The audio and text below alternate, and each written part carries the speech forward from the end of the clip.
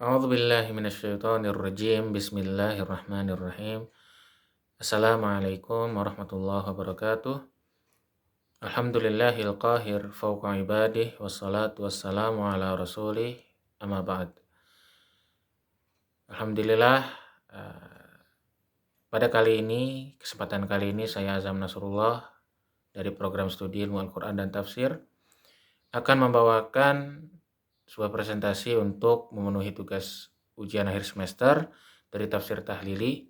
Saya akan membawakan materi Tafsir Tahlili Surah An-Najm ayat ke-1 sampai ke-18, yang mana mata kuliah ini diampu oleh Ustadzuna Al-Mahbub Al-Ustadz Dr. Mukhris Siddiqi Hafizahullah. Maka marilah kita bersama memulai pembahasan kita kali ini dengan bersama membaca basmalah. Bismillahirrahmanirrahim. Masuki latar belakang. Kajian terkait dengan Al-Quran dalam dunia akademik sangat menarik untuk dikaji dan ditelaah secara mendalam. Sebab yang mempelajari Al-Quran bukan hanya dari kalangan umat Islam, bahkan dari kalangan luar Islam pun turut mengkaji Al-Quran. Syekh Muhammad Abu Syahbah dalam kitabnya Al-Madkhal li Dirasah Al-Quran Al-Karim mendefinisikan Al-Quran kitab atau kalam Allah Subhanahu wa taala yang diturunkan kepada Nabi Muhammad SAW, yakni nabi penutup dengan lafaz dan makna, tersampaikan secara mutawatir dan bersifat absolut dan pasti. Tujuan pembahasan.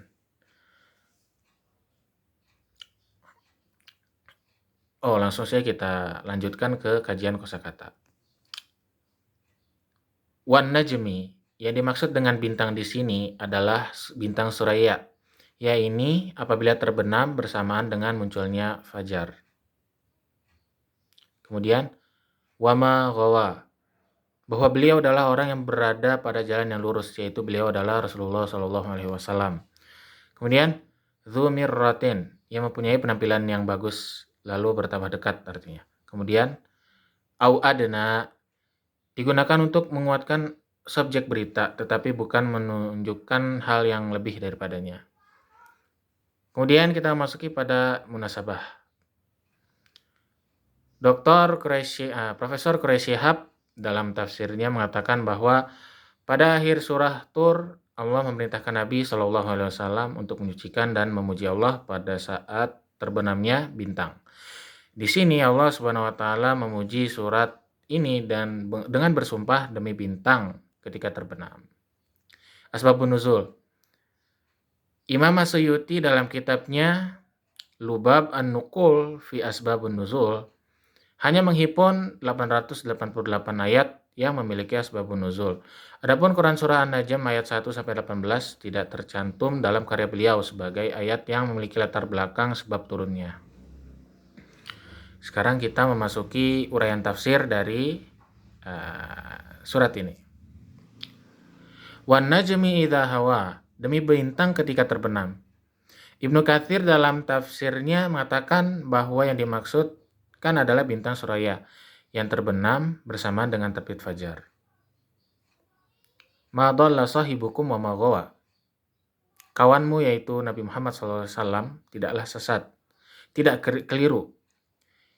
Ibnu Katsir dalam kitabnya menjelaskan ayat tersebut merupakan jawaban dari sumpah yang terdapat pada ayat sebelumnya, merupakan kesaksian bahwa Rasulullah SAW berada pada jalan yang lurus, mengikuti kebenaran dan bukannya orang yang sesat.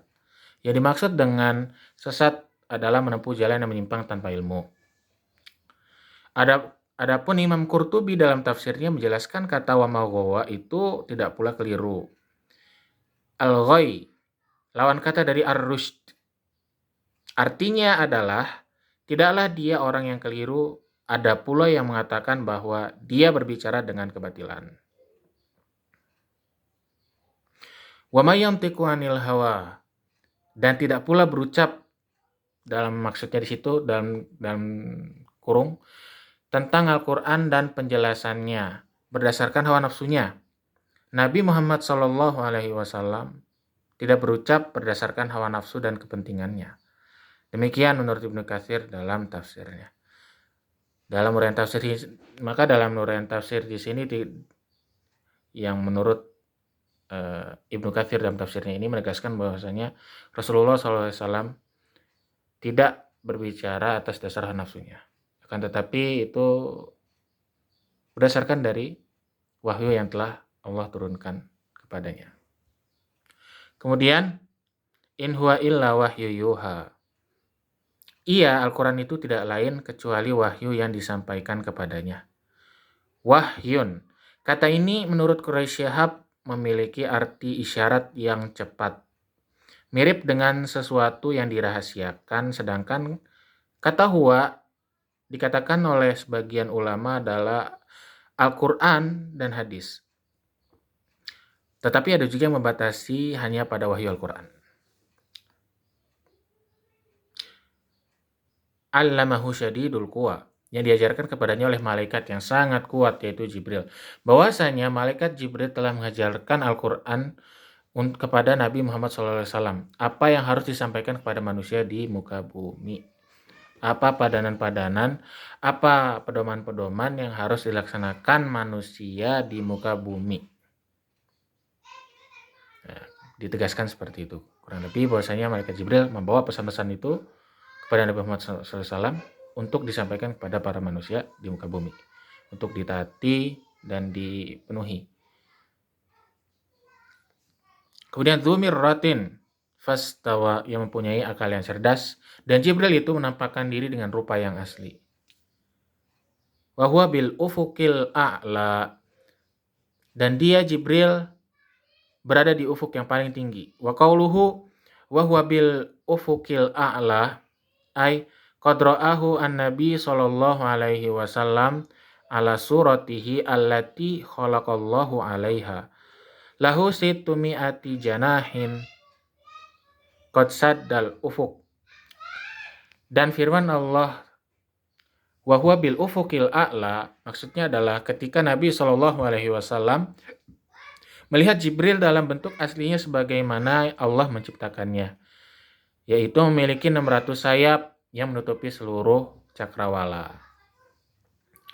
Kemudian tsumma dana fatadalla, kemudian ia Jibril mendekat dan bertambah dekat. Maksudnya adalah Jibril turun kepada Nabi Shallallahu Alaihi Wasallam, mendekat kepadanya hingga berada sangat dekat dalam bentuk ciptaan aslinya yang memiliki 600 sayap.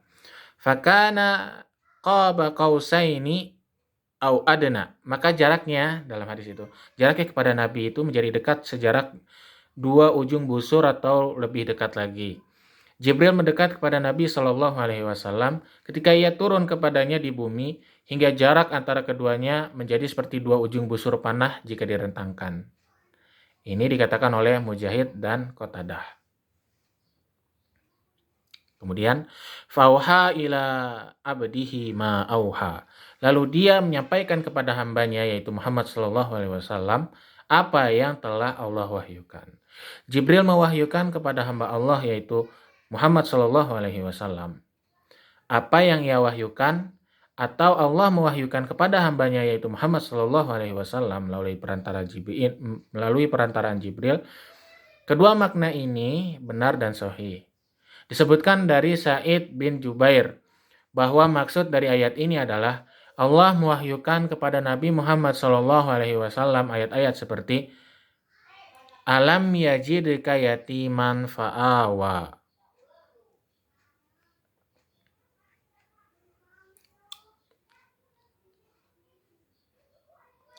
dan warafa'na laka dzikrak. Kemudian ma kadzdzaba bitakhfifi wa tasydid ankar fuadun nabi ma ra'a bibasarihi min surati Jibril. Tiada mendustakan, dapat dibaca kadzdzaba atau kadzdzaba. Artinya tiada mengingkari hati atau kalbu Nabi. Jadi Nabi tidak mengingkari, hatinya tidak mengingkari apa yang telah dilihatnya dengan mata kepalanya sendiri tentang rupa malaikat Jibril.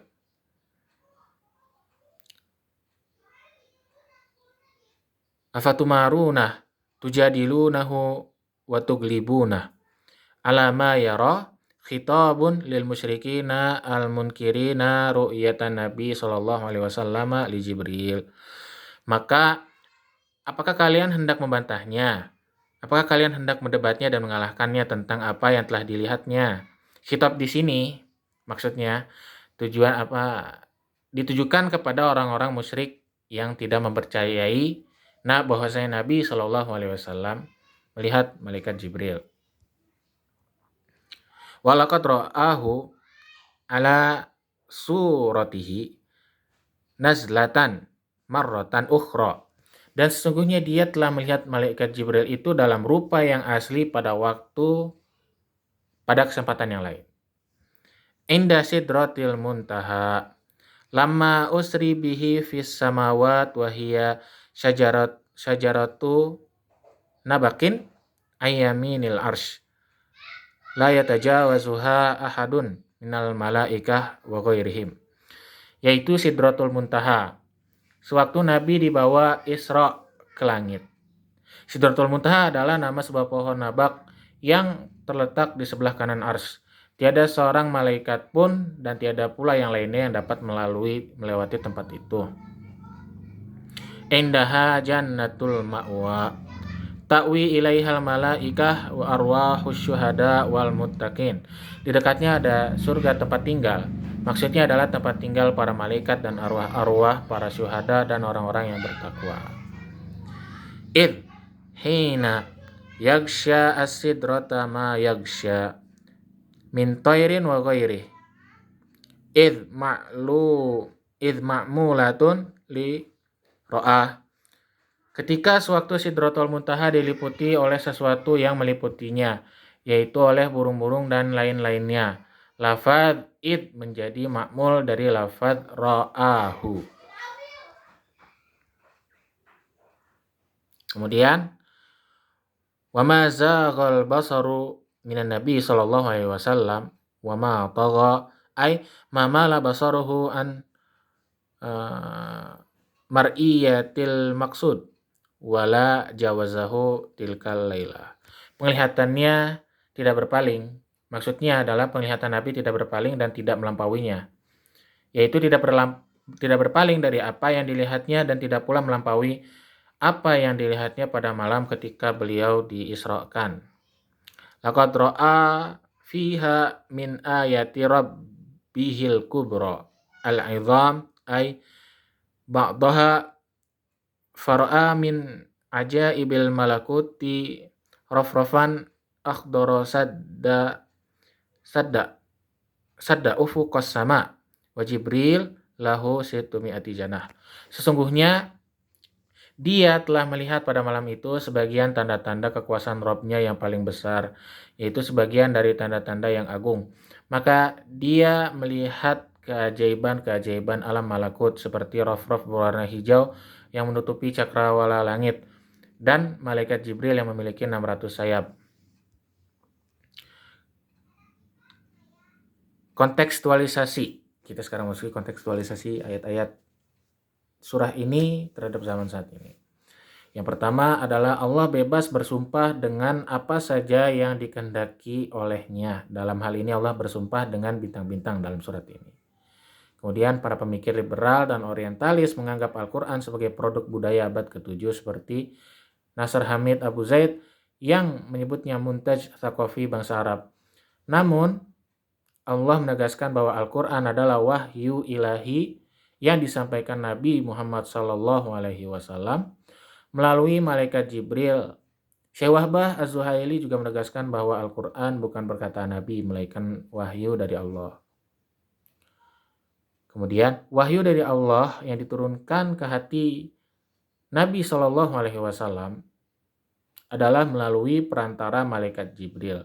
Sebagaimana yang telah dijelaskan pada uraian tafsir bahwa Jibril telah mengajarkan kepada Nabi Muhammad SAW.